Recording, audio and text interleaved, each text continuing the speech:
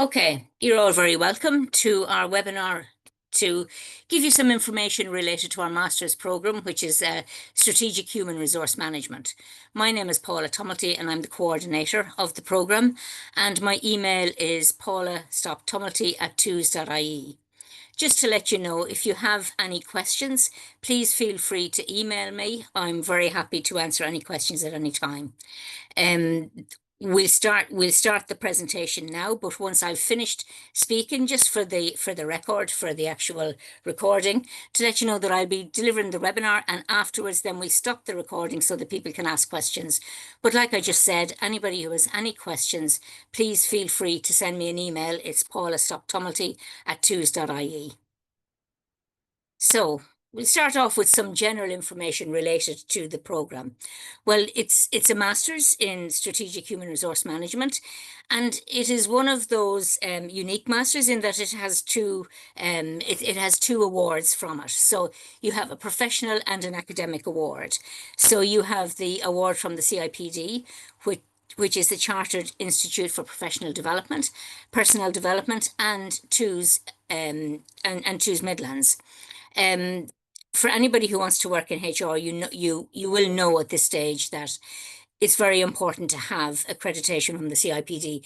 It's almost a prerequisite to working in HR now, that the expectation is that high. So the award that you come out with from the CIPD is called the Advanced Diploma in Strategic People Management.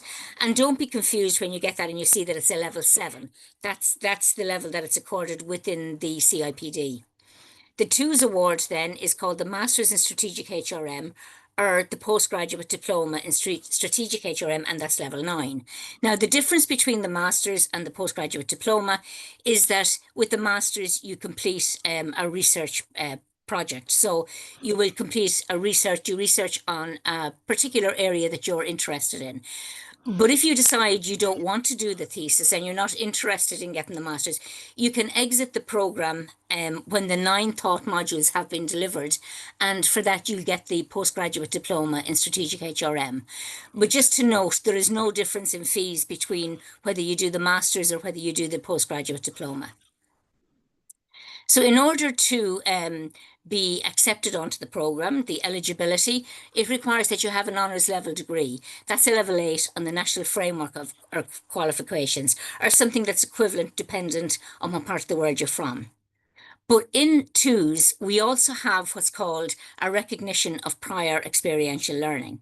Now, a lot of us will know that our lives are not always linear. We don't always make decisions to go straight into college. We might take up a particular course and then move away from it.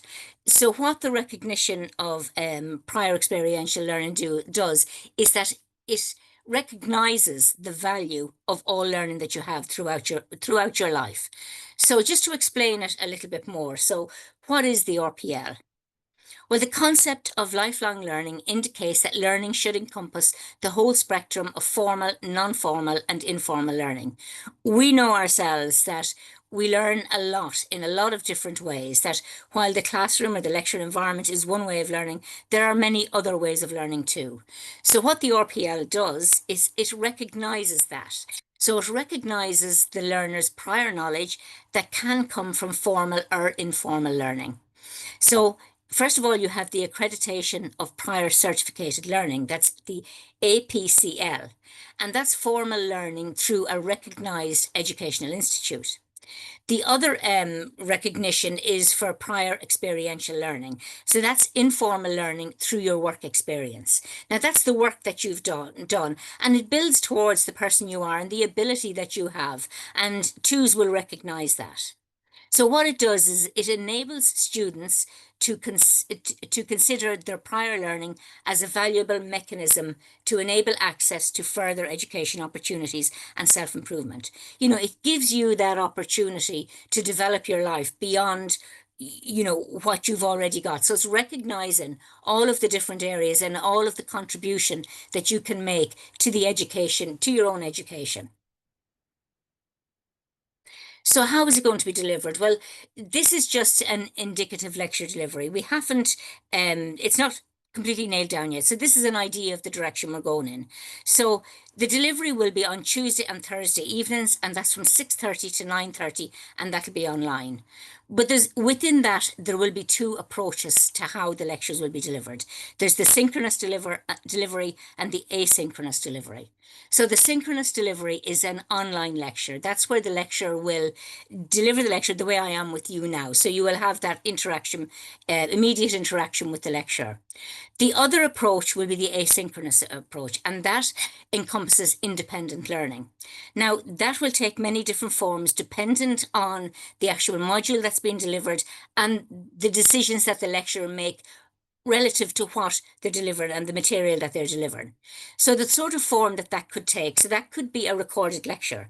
It could be a podcast that you've got to listen to. It could be a case study that you've got to read. It could be an academic journal article that you've to read or a report, and then discuss that back in class. And that independent learning could be connected to your assessment for the module. Again, that's going to depend on the individual lecture style and what approach they're taking. There will most likely be one Saturday on-campus delivery. So that's possibly one per semester. Whether it's one or two per semester or none per semester, you will get advance notice of that. Dates have not yet been decided because we haven't nailed down the actual program delivery yet, but you will be told well in advance what it entails. The modules will be delivered in blocks of 4 weeks. So you will have one module for 4 weeks. Then you will have another module for the following 4 weeks, and then another module for the following 4 weeks. So each semester will be 12 weeks long. The aim for all lecturers will be to upload all material on the Friday morning prior to when you start that module. So every Friday morning, you should have access to any material relevant to the module that you're working on. It's a 2-year program. It's delivered over 2 years on a part-time basis. So in year one, in the first semester, you will have 3 taught modules, and they will be delivered between September and December. So you will start possibly in the second week in September, and it'll run for 12 weeks, 4 weeks for one module, 4 weeks for another module, and then 4 weeks for another module. In semester 2, it'll be the same thing. You'll have 3 taught modules. The program overall will encompass 9 taught modules and the masters and the research element. So the 3 taught modules in the second semester will be delivered between January and May 26, possibly finished either late April or early May, dependent on Easter date and what happens around that. So in year 2 then, the semester will start again, September to December, and you will have 3 taught modules. Those modules may possibly run on into the beginning of January. And for that reason, you won't be starting your research project until between February to August. And for your research project, you will have you will each be allocated your own supervisor who will help you throughout your research project. I see somebody has put a question into the chat, but I'll deal with that at the end when I finish presenting. Thank you. So the assessment then, so how are you going to be assessed? Well, the assessment for this program is through continuous assessment. And each module will consist of 4 1,000-word essays per module. So each assignment will have, each module will have 4 1,000-word essay per module. Wow, how that the timelines around that is that you will be given your essay at the beginning of each semester, beginning of each module. And 4 weeks after the date of your last lecture, that's when you will be expected to submit your assignment. You will get a CIPD result and feedback within 4 weeks of the submission date. So we give as much feedback as we can in order to help you to develop, to move on to your next module, to help you to improve each time. One thing to note is because we are working with 2 different governing bodies, I suppose you could say. So we have the CIPD who have their requirements, and we have TUS who have their requirements. And the TUS requirement is that we do not give out, excuse me, we're not permitted to give out final grades, TUS grades, until June of each academic year because it's a one-year program. So the fees then, so what were the fees done? Well, the fees are the same in TUS Midlands. They're the same for as they were last year. So that's 6,350 overall. That's condensed down into 3,175 per academic year. And TUS operate a payment plan, so you're not expected to pay it all up front. 50% of the fees should be paid by the 31st of October, and 50%, the final 50% then in the 15th of January. And that will be for each year. The CIPD then, they have a separate membership fees which need to be paid to the CIPD. So the student membership, which starts from the 1st of July to the 30th of June 26, and that fee is €133. But they also have an administration fee, that's a one-off joining fee, and that's €46.